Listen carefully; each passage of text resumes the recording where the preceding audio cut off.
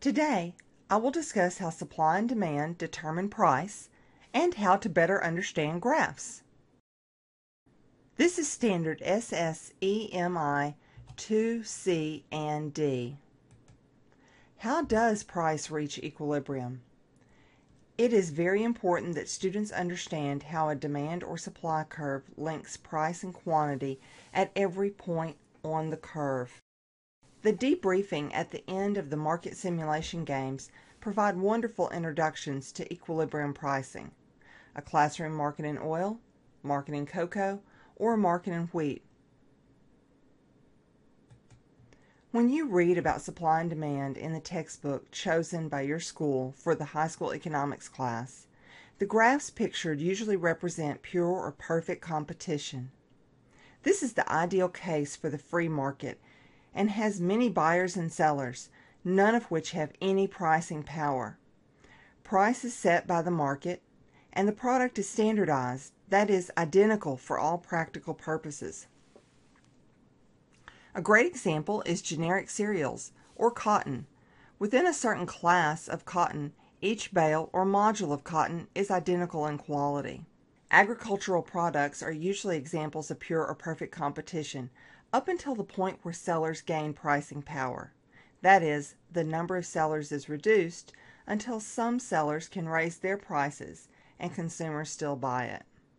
For more information on the types of competition, SSEMI 3B, see that Instructional Strategies module, please. Students need to know that each point on a demand curve represents the willingness of consumers to pay that price and buy that quantity. The Q represents quantity demanded and supplied at the equilibrium price, which is indicated by P on this graph. We could have shown that our quantity demanded was the same as quantity supplied by writing each one under the other as shown here by QD with QS immediately below.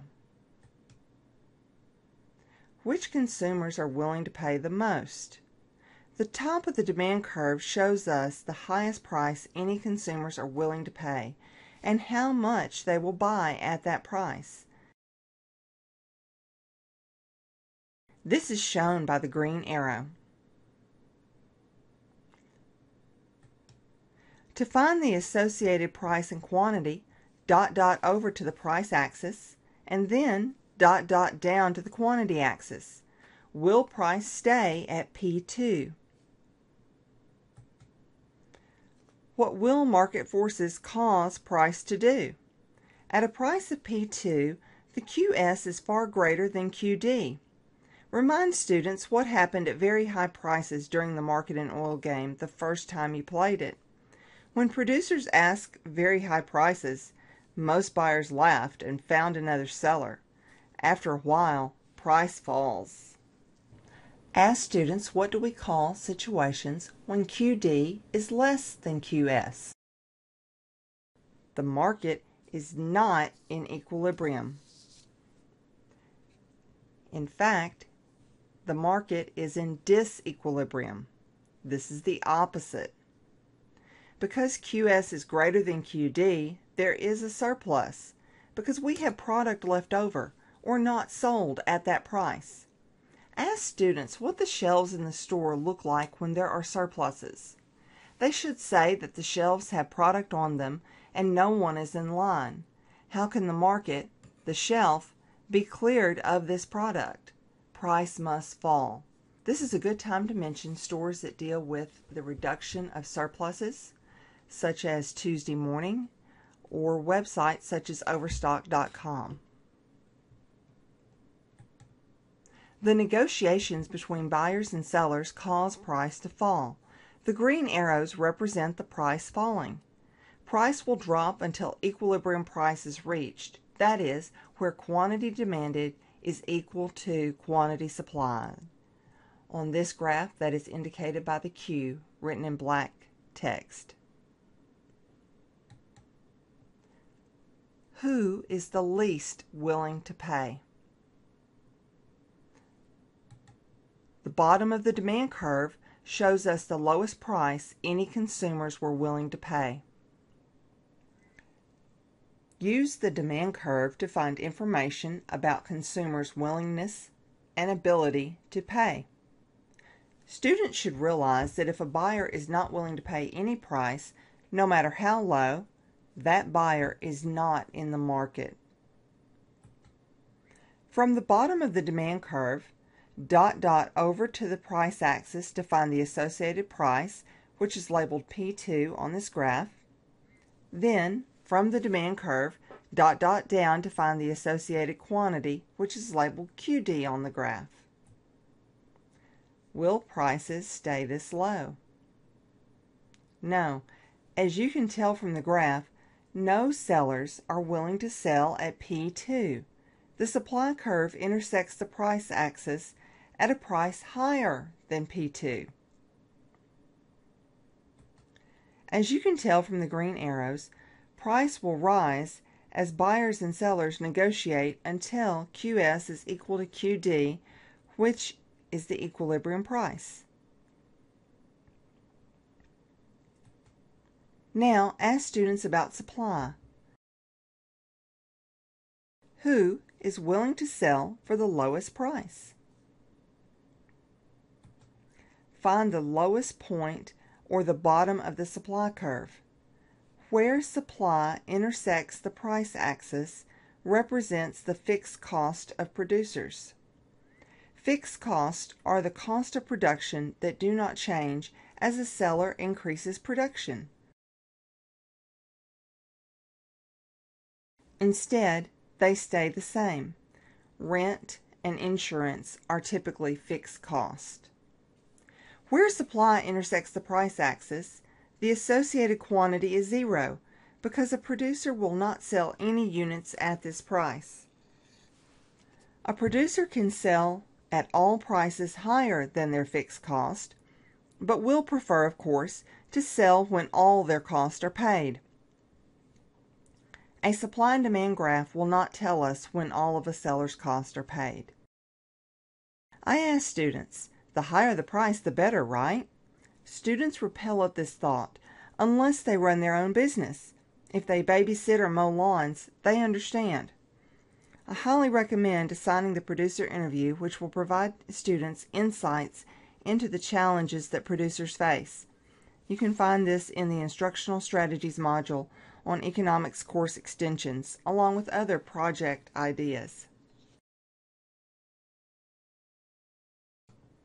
So, at a quantity of 1, what is the price?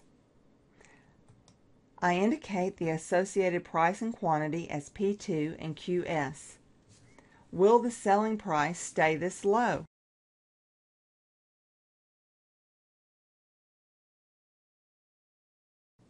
No. There's a shortage because the quantity demanded is far greater than the quantity supplied. Price will rise.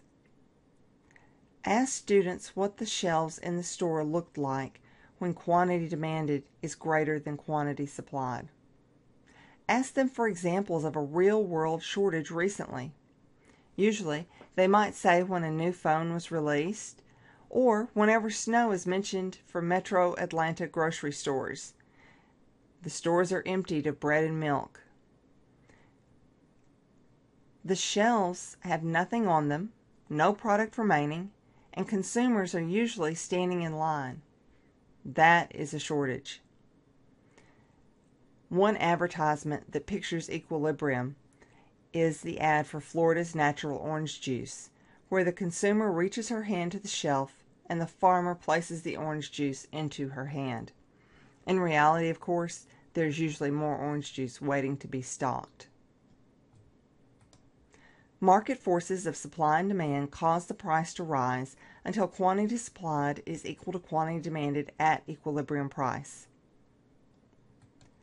Each point on the supply curve represents producers' willingness to sell at various price and quantity combinations. Who wants to sell at the highest price? All of us, right? That are producers anyway. You can find this at the top of the supply curve or the highest point on the supply curve. To find the associated price, Emphasize to students you ... over to the price axis. To find quantity, ... down to the quantity axis. I indicated this price as P2 and the quantity is QS. Price will not stay this high. The market forces of supply and demand will force price to fall until QS is equal to QD at equilibrium. Equilibrium price is sometimes called the market clearing price because the market is cleared of product at that price. Everyone who is willing and able to pay for the product gets the product. That is, QD is equal to QS. All the sellers willing to sell at that price are able to sell. The product has been allocated, that is, provided to those who most desire it. Price rationed the product. Price allowed those who were willing to purchase, and those who were willing to sell. Price ensured that those who were willing and able to pay got the product.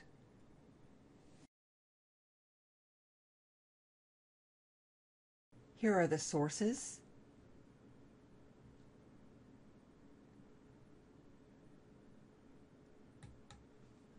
Spending time now understanding supply and demand will make learning price floors and ceilings much easier for your students.